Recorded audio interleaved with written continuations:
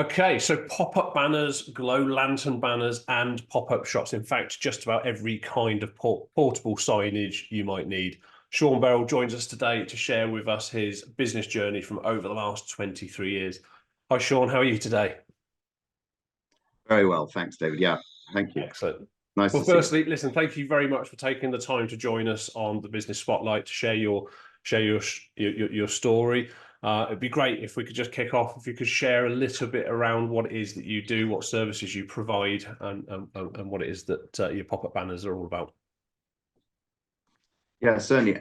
Yeah, we started 23 years ago, and the idea behind it was a unique set of banners and flags that had foldable rods, fiberglass made rods, which were integral to the banners. So that was a new thing on the market. Prior to that, it was all done with sort of metal and aluminium frames, etc., and wooden posts, and things were stapled together, and it didn't look so great. But anyway, these things, what it did is it enabled the event industry to streamline their businesses. Instead of having big teams of having to put all these things up at events, they could now reduce it down to a sort of one-man job, two-man job, and dress the events very efficiently, really. It was the key to it. And the banners were also reusable again and again and again. So I mean, it all made sense to people that were doing these things. So it extended. Really, it started with the sports market. That's where we started with the sort of golf and that sort of market.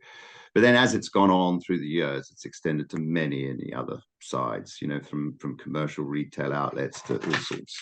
Wherever a message needs to be told, put a story on the side of the grass verge, that the cars are cheaper this month or whatever the deal is. And that's basically really where we're at. And then as time has gone on, we've obviously branched out and made the product range much more bigger. And so yeah, I mean, the big ones now that are really working for us, these, as you say, the pop-up shops, things like that. That's the new market. But the other stuff is still going strong. So that was around 20 odd years ago. It was kind of like the innovation of the new pop-up banner type thing, like you say, the sail flags that you see on forecourts and by the side of a golf course or an event and things like that. So how did you get involved with the organization? Yeah, well, I got involved, but I saw these things were all invented in South Africa, ironically, and I was down there at the time, learning to fly an aeroplane. Okay. I walked onto a golf course one day out there and saw one of these banners, and it just had a telephone number on it. And I wrote it down, rang them up, and said, I thought that's a great product. And look, so I went to see them. They were based in Durban, and from there we started. And they were looking to sort of get it going, and I had connections back here in the UK from there, so it all worked perfect. And then we invested the money into it and bought the factory and got it going. And so slowly, I mean, yeah, that's how it started. That's awesome. It's like you never quite know where one conversation can take you, can you? Just like you say, picking up the phone. Absolutely. I'd sold another business, and I was down there just having a bit of time off, 6 months doing that. And I was born there. So basically it was down. And anyway, that's how it all started. And I'm very keen on sport. Yeah. And that's how this whole thing took off. Yeah. So if you had the opportunity to sort of go back to that time, and sort of look at what you've achieved and things like that, would you do anything differently if you had the opportunity to go back and start again? Yes, I think there would be a number of things. I mean, I think the patents we had a patent on the idea. We could have probably spent a bit more time working on how that would all work internally. Yeah. Because we had other people who were involved, shareholders and directors, where there were problems. Having said that, I think that an awful lot of what we did in terms of its intellectual property protection wasn't really the patent that was the issue. It was more the design registering, which we should have done more effectively. Okay. Because patents are very hard to defend. Right. Because they can bring up all sorts of reasons as to why this thing is not a valid patent. Yeah. And we didn't also realize, the other thing we didn't realize is how expensive that was. Right. As soon as you're challenged on a patent, is actually, once you get barristers and people like that involved, yeah, you've got to have a very good balance in your account to pay for all of that, and it's not always 100% successful, especially for smaller businesses. So yeah, I mean, and we've changed the way we've done our kiosk, for example. That's all been done with design registers. So really important to have that sort of unique product and protect it as much as possible in the right ways. Exactly. And I think also the other thing, which is work within the industry that you're going into. I think initially when you arrive in town and you've got this new idea and it's all, actually it's the industry, i.e. the print industry, that is really crucial. That, and in the initial stages, we didn't really do that successfully. I mean, I think we tried to do it ourselves, but printing is basically finite. You've only got so many sheet machines, and you can't print for the whole world. The print industry is vast, and what you've got to then do is work with all the guys and people in it in order to cover the territories. A little bit like, I look at it now, a little bit like Tetra Packs sort of type idea is they came up with the idea of the milk carton and then subbed it out to every printer in the world, and hence Tetra Pak have done a fantastic job. So sort of understanding exactly what your product or service offers, and then getting really clear on that target market and the best route to market, and focusing on that. And in many ways, what I think is the invention on our part was the rods itself, the frame of the actual product, the banner. And in many ways, what we should have done is literally allowed every printer. So in other words, we sell them the rods and all the kit, and then they print it. I think our chairman, who is no longer with us, but he was the inventor of it. He wanted to print it. He had ink running in his veins, as he used to say to us. But the problem is that closes, it narrows you right down as to then how many and what you can do. How many you can make. Whereas with the rods, if we just concentrate on making the frames, that could have gone worldwide very, very quickly. Interesting. So that was a big business. In terms of being a business owner, so putting the products and the service that you offer to one side, what sort of learnings have you had over the last 20 years from being a business owner? I think probably the biggest thing is cash flows. When we started, I mean, we did have a reasonable amount of overdraft facility, etc., with banks at the bank, but cash flow is a real issue when you're growing fast. Especially if you get a late payer and you've done a big order for somebody, and then we did look at all sorts of mechanisms to go all of the various things like factoring it and all this, but actually in the end we chose just to do it ourselves. But I think that as a business owner, obviously it's the money side of it that always keeps you up at night if things aren't, and occasionally getting into a bad debt situation. We did once in Italy in the early days, but it was a lot of money and that was almost impossible to recover.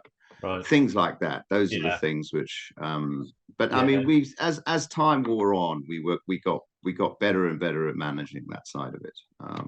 But it was a steep learning curve. You're right. The cash is the oxygen of the business, isn't it? Without cash flow, then the business can't grow. And quite often, if you've got that negative cash gap where you're funding the products and services, the quicker you grow, the quicker you can go out of business. Ironically, exactly. That's the irony. And also with printing is that there's quite a lot of heavy investment initially with all the machinery required to do it. The print machines aren't cheap. These wide format printers and the setting it up. Once we got into the point where the factory was really, we'd paid them most of the mortgage off, etc. Of that, I mean, that's when the thing started to ease. The pressure of that side of it started to ease. Makes sense. So what sort of advice would you give to business owners out there regarding financial management or regarding monitoring those numbers and keeping on top of them? I think as hard as it sometimes is to do it, because people will walk away, is trying to get money up front if you can. Especially in our industry, because every single time we print a banner, it is only for the client. It's not as though we can stick it back on the shelf. And try and sell it to somebody else. So yeah, and that's one thing. I mean, once you've got a client that is proven to be really trustworthy and they are paying on time and not pushing you to, I mean, it's interesting always in life, isn't it, that the big boys, I mean, either Coca-Colas and people like that can, you know you're going to get paid, but often they will push it. In other words, the contract is only given to you if you're prepared to accept 60, 90-day terms. And I know some of our competition suffer. We don't tend to do that with those guys because it's not really our thing. But in the big volume side of life, which now principally is supplied out of China and places, that some of the agencies, they do ask for a long lead. They do ask for long payment terms. And the main reason for that is they're looking after their cash flow and they're pushing suppliers now to pay as late as possible and getting customers to pay as quick as possible to create a positive cash flow environment. Yeah, absolutely. Yeah. Okay. But I think, yes, I mean, it's always interesting with that. But yeah, I mean, no, I mean, as a whole, we've been lucky. We've managed to always keep on top of things. So yeah.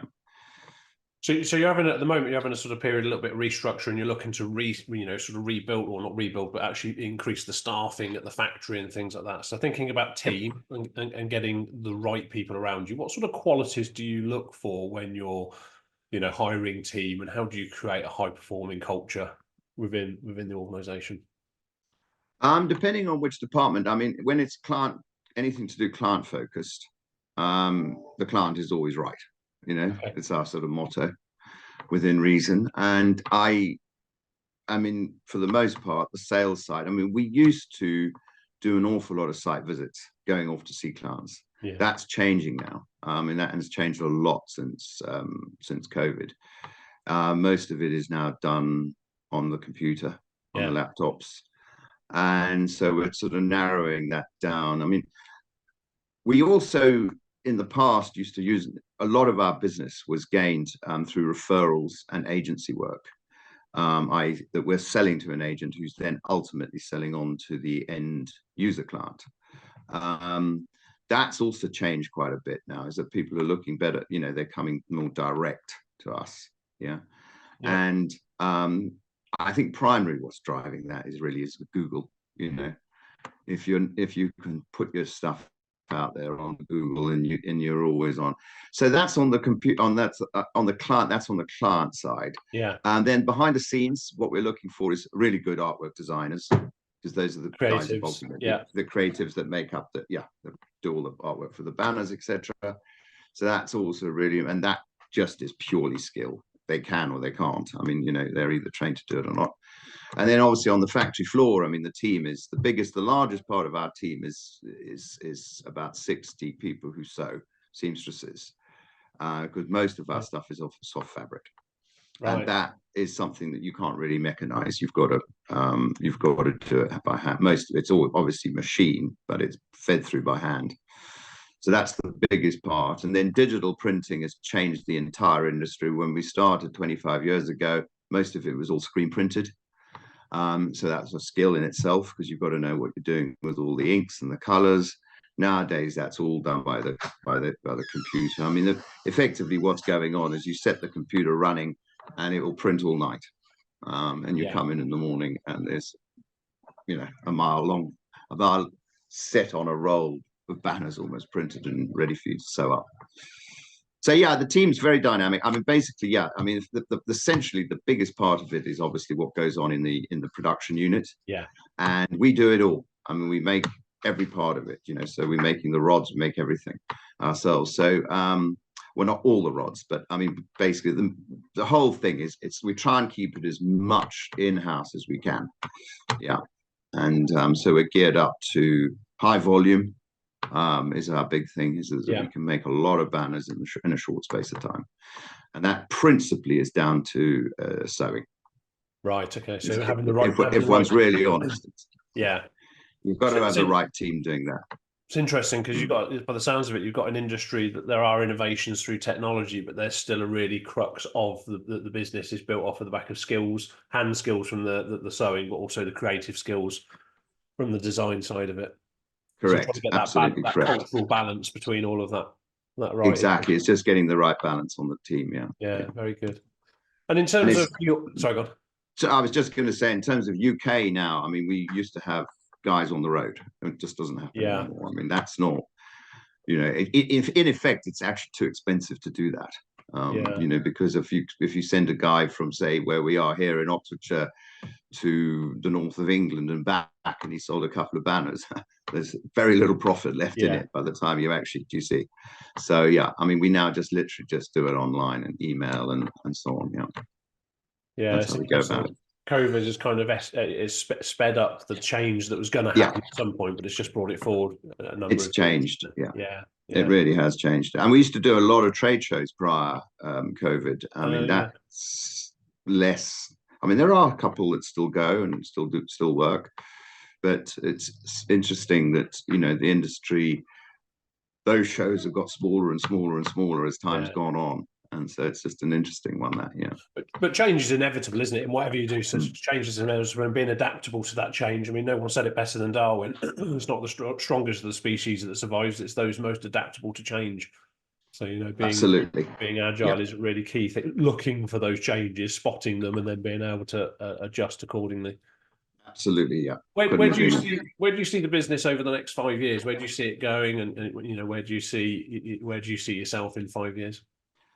I think probably the biggest challenge that we've got now is prior 2016, a very good we had a very good market in Europe, and then obviously what happened, and we all had to adapt again Yeah, to the changes there. I mean, we, as I say, we sell through a lot through agencies, and really what happened with the EU market was is that our agencies order for their clients, and one of the problems that we have is that we couldn't send it to a third party with the new changes, so it then would have to go to the client, which they don't want. They're an organization in an office in Paris, say, and they okay, don't want a whole lot of banners arriving on their doorstep. They want them to be sent to wherever, Le Mans, wherever the event is. yeah, The problem with the thing is that somebody at the other end of that had to sign for it, you know, from the VAT and all the taxes point of view. So that was one problem, and then the other problem, of course, is you've got to then attach an invoice to those things, and they don't want the client seeing what we've charged them. yeah, So it's caused a big problem. So what we're now doing is we're opening up a office in France, which is happening in the next month, and we're going to try and short circuit that problem so that, in other words, what we are going to do is an internal delivery to our office in France and then out. right, But it does mean that we're going to have to set up a new account system, et cetera, et cetera. So that's one thing. So we'd like to get that market back because it was worth a lot of money to us, especially through the winter months when they do an awful lot of things like the skiing events, okay, yeah, things like that. You know, they do a lot of events out in the Alps, et cetera, et cetera. So we want to try and win that business back now, because we do have unique products and they will buy them. You yeah. know, it's just that we've just got to find a new way of doing that. So that's Yeah, one and thing. adapt to the market needs, yeah, market conditions. Adapt to the market needs. Yeah. So Yeah. we'll do that. So that's one big thing. And then the other thing, I think what we're going to try and do is we're going to concentrate, do a lot more on social media, Okay. grow the story that way. Because I've seen so many businesses do so well with that of late, you know, LinkedIn, or whether Yeah. it's LinkedIn or Facebook or whatever. And, you know, tell our story. And then hopefully people eventually find us. And yeah, so that's one other thing, which is Very another good. plan. And then streamlining it really and keeping the costs. I mean, I think the moment it seems to me that, you know, there is has been a bit of a downturn. This winter has also not helped our industry with the No. constant rain. We're starting to fire into life now because we pretty much are mainly based outdoors. Yeah. That's our market. And so yeah, there's some challenges, but I mean, we're looking forward to them. I mean, you know, we've sort of actually welcomed them now. So, sounds like you're up for the challenges and you've got opportunities there and you're going after the opportunities that are around you. Really good. Absolutely. How do you see AI impacting your industry and your sector? Yeah, I mean, I was talking to some of the younger guys. I mean, I've just got back from Switzerland because we've got a little office there because they're independent, obviously, of everything else. And they were saying that, you know, that AI, in particular, with all that is going on social media, etc., can be of real benefit. These AI bots they were talking about. Look, I don't know not too much about this, so I'm going to outsource this one. Pass it off to the experts. I'm going to pass that to the experts. But you know, Yeah. writing it up and getting it so that Yeah, it's yeah. engaging. And I was really interested to hear some of the stories that were going on. And I think that generation behind me are absolutely brilliant at this. They're real wizards at it. And I think that, you know, with a laptop and a AI bot or whatever they're doing, they seem to be able to make an awful lot of money out of it. Quite amazing. So I'm hoping that, yeah, we can use it quite well. Yeah, I hope so. Yeah. There's two ways of looking at it here, isn't it? So there's two ways of looking at it. It's either an opportunity or it's a threat. You know, you make the choice as to which one it is. And yeah, there you go. Very good. Sounds exciting. It sounds like there's lots still to come. So, you know, it's really cool. Been really nice hearing your journey. It's you know, an inspirational story about adaptation and change and things like that. So yeah, is there anything that I haven't asked you that you'd want to sort of share with our listeners that you think would add value? Yeah, I mean, I've having done a couple of businesses. I just think that the other thing, as you just said, is that, you know, always be ready for change and just keep light on your feet. Yeah. Because you never know what's around the corner. I mean, none of us predicted the financial crash. We went through that one, and then we, you know, bundled into Brexit, and then we bumbled into COVID. And every time you hit one of these things, you have no control. No. And so that's the thing I feel is that you just got to then, you know, stay light on your feet and change with it and just go with it. Control the controllables. But yeah. Control the controllables, correct. Yeah, that's the thing I think, and then hopefully that keeps you, doesn't means that you can sleep at night. Yeah, you know, that's the thing. You don't have to worry too much. Yeah, but yeah, very other good. than that, yeah, it's great fun doing your business. It's great fun doing your own thing. Yeah, it can be very stressful, very hard, but it's also really rewarding and very enjoyable. Listen, it's been really good. Thank you very much. Where can our listeners go to find out more about your products and what you do? Where can we? Yeah, it's all online. So www.pop-up-banners.com is Fantastic. us. And yeah, we're on there. And yeah, and we hopefully can help you out if you need it. Yeah. Perfect. Thank you. Thank you very much. Thanks, David. Thank you.